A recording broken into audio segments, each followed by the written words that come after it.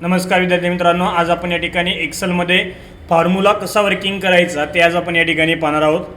त्याच्यामध्ये त्या ठिकाणी जे काही फंक्शन लायब्ररी जी आहे ही सर्व आपण त्या ठिकाणी ॲडव्हान्स एक्सेलमध्ये त्या ठिकाणी घेतो। इथून पुढचा पार्ट आज आपण त्या ठिकाणी कंप्लीट करून घेणार आहे।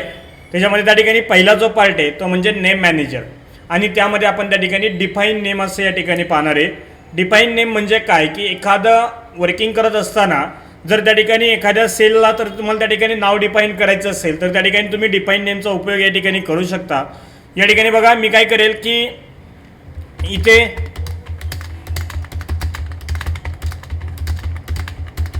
ठीक आहे, ह्या सर्वांची मला या ठिकाणी जर बेरीज काढायची असेल तर या ठिकाणी मी is equal to some bracket on करेल आणि त्या ठिकाणी ह्या सर्वांना सिलेक्शन देईल आणि ब्रॅकेट क्लोज करेल आणि या ठिकाणी एंटर करेल। आता तुम्ही पाहिलं असेल हा फॉर्म्युला जो मी वापरला तो त्या ठिकाणी एक ठराविक एरिया या ठिकाणी सिलेक्ट केला आणि ठराविक एरिया सिलेक्ट करून मी त्या ठिकाणी वर्किंग केलं। तेच मला जर एखादा एरिया त्या ठिकाणी सिलेक्ट न करता तर त्या ठिकाणी मला जर एखादं नाव डिफाईन करून जर मला वर्किंग करायचं असेल तर मी या ठिकाणी डिफाईन नेमचा उपयोग करू शकतो। या ठिकाणी बघा मी या ठिकाणी त्या वर्किंगसाठी एक त्या ठिकाणी नाव डिफाईन करेल, एक डिफाईन नेम या ठिकाणी टाका। त्याला नाव जर मला टाकायचे, समजा मी नाव टाकलं DATA म्हणजे डाटा या ठिकाणी मी नाव टाकेल आणि रेफरन्स म्हणून त्या ठिकाणी बघा ॲटोमॅटिक हा एरिया माझा सिलेक्ट झाला आहे। या ठिकाणी मी ओके म्हणेल। इथे तुम्ही पाहू शकता is equal to some bracket on मी करेल। आता मला जर त्या ठिकाणी यांची सम काढायची असेल तर मी या ठिकाणी माझा जो काही नाव डिफाईन केलं आहे तर त्या ठिकाणी मी ते नाव डिफाईन करेल आणि त्या ठिकाणी एंटर करेल।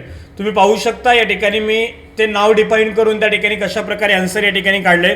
इथे तुम्ही कोणत्याही प्रकारचे जर चेंजेस केले तर तुम्हाला पाहायला भेटेल ॲटोमॅटिक या ठिकाणी बी चेंजेस होतात, कारण त्या ठिकाणी जे वर्किंग त्या ठिकाणी तुम्ही याच्यामध्ये केलं तेच वर्किंग तुम्हाला त्या ठिकाणी इकडे त्या ठिकाणी पाहायला झालेलं भेटते, बरोबर आहे। मी एखाद्या नावावरून पणही त्या ठिकाणी एखादा फॉर्म्युला त्या ठिकाणी कंप्लीट करू शकतो किंवा एखाद्या त्या ठिकाणी वर्किंग हायलाईट करू शकतो। या ठिकाणी तुम्ही डिफाईन नेम करू शकता, ठीक आहे।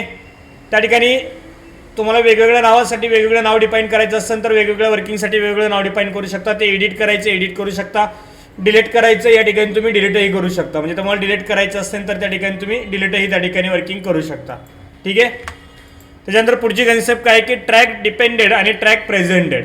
आता डिपेंडेड आणि प्रेझेंटेड म्हणजे काय हे थोडक्यात आपण त्या ठिकाणी समजून घेऊ। या ठिकाणी बघा समजा C3 ही सेल आहे आणि ह्या C3 सेलमध्ये मी जर 25 टाईप केलं आणि या ठिकाणी C11 ही सेल आहे, या सेलला मी सांगितलं की त्या ठिकाणी C3 मध्ये जी सेल आहे त्याला मल्टिप्लाय बाय 10 करा तर या ठिकाणी ॲटोमॅटिक 250 आन्सर त्या ठिकाणी येऊन जाईल। या ठिकाणी G8 या सेलमध्ये मी सांगितलं की C3 या सेलमध्ये त्या ठिकाणी जी काय असेल त्याला इंटू 20 करा, ॲटोमॅटिक या ठिकाणी आन्सर येऊन जाईल।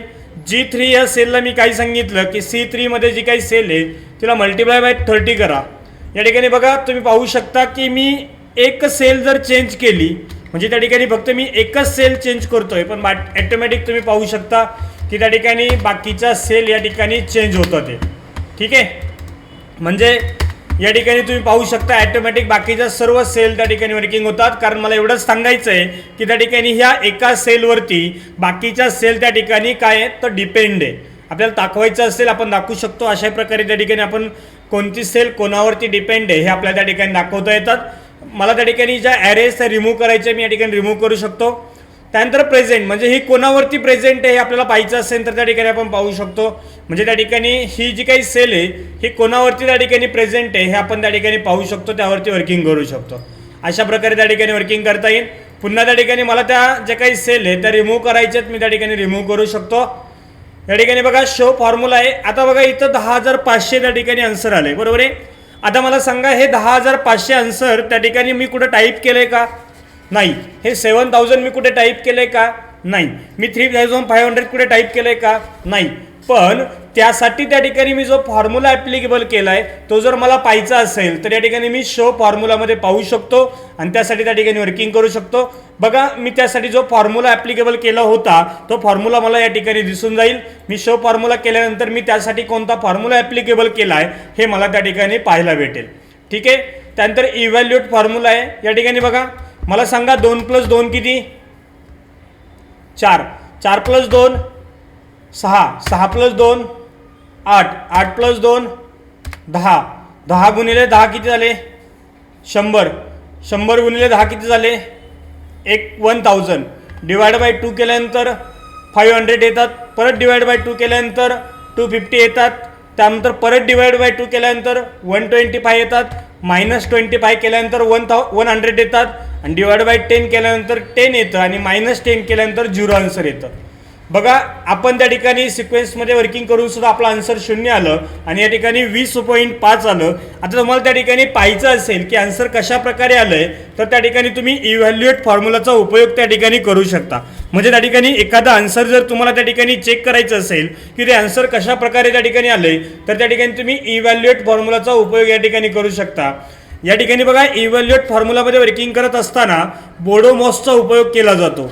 म्हणजेच जी काही आपली त्या ठिकाणी मायनस प्लस डिवायडेशन आणि मल्टिप्लिकेशन ही जी आपली गुणसूत्र आहे यांच्यामध्ये पहिलं कोण आणि दुसरं कोण यावरून त्या ठिकाणी ते आन्सर काढलं जातं. म्हणजे या ठिकाणी तुम्ही पाहू शकता बघा इथं प्लस नंतर घेतलंय आणि मल्टिप्लाय अगोदर घेतलंय.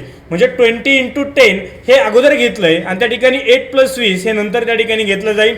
म्हणजे या ठिकाणी जशा प्रकारे बोडोमॉस वर्किंग करतो त्याच प्रकारे त्या ठिकाणी तुम्ही पाहू शकता की हे त्या ठिकाणी कम्प्युटर वर्किंग करत असतो, ते आन्सर त्या ठिकाणी देत असतो. हे 20.5 आन्सर कसं आलं हे आपल्याला या ठिकाणून पाहता येतं. ठीक आहे, पुढे काय आहे वॉच विंडो आहे. इथे वॉच विंडोमध्ये तुम्ही पाहू शकता या ठिकाणी तुम्ही जे काही वर्किंग केलंय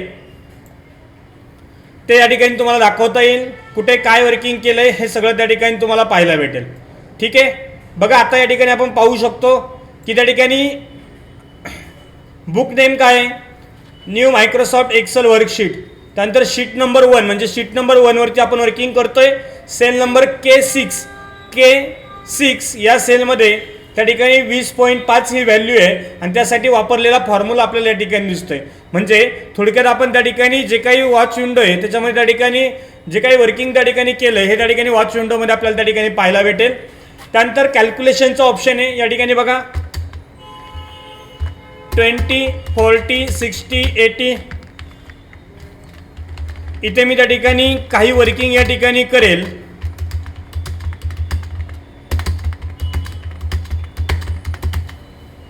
बघा इथे मी त्या ठिकाणी डायरेक्ट वरती काही चेंजेस केले तर त्यानुसार त्या ठिकाणी खाली चेंजेस होतात, बरोबर ना. आपण जर इथे काही वर्किंग केलं तर त्या ठिकाणी खाली त्याचे चेंजेस त्या ठिकाणी झालेले तुम्हाला त्या ठिकाणी दिसून येतात. का कारण त्या ठिकाणी या ठिकाणी तुम्ही पाहू शकता की कॅल्क्युलेशनचा ऑप्शन या ठिकाणी ऑटोमॅटिक आहे. तोच जर मी मॅन्युअल केला तर त्या ठिकाणी कोणत्याही प्रकारचं चेंजेस होणार नाही आहे. ठीक आहे, आता जर तुमचं एकच वर्किंग असेल तर तुम्ही कॅल्क्युलेट नाऊ म्हणा आणि त्या ठिकाणी एकापेक्षा अनेक असेल तर कॅल्क्युलेशन शीट म्हणा. त्या ठिकाणी टोटल शीट या ठिकाणी कॅल्क्युलेट होईल. परंतु या ठिकाणी कॅल्क्युलेशनचा ऑप्शन हा कधी ऑटोमॅटिक ठेवायचा आहे कधी पण, कारण त्या ठिकाणी जे काही वर्किंग आहे हे एक्सेलचं त्या ठिकाणी कॅल्क्युलेशन करणे हाच सगळ्यात मोठा वर्किंग त्या ठिकाणी एक्सेलमध्ये मानलं जातं आणि त्या ठिकाणी तुमचं ते वर्किंग तुमचं ऑटोमॅटिक असणं गरजेचं आहे तरच त्या ठिकाणी तुमचा आन्सर त्या ठिकाणी येऊन जाईल. अशा प्रकारे आपण फॉर्म्युला हा पार्ट त्या ठिकाणी कंप्लीट केला. धन्यवाद.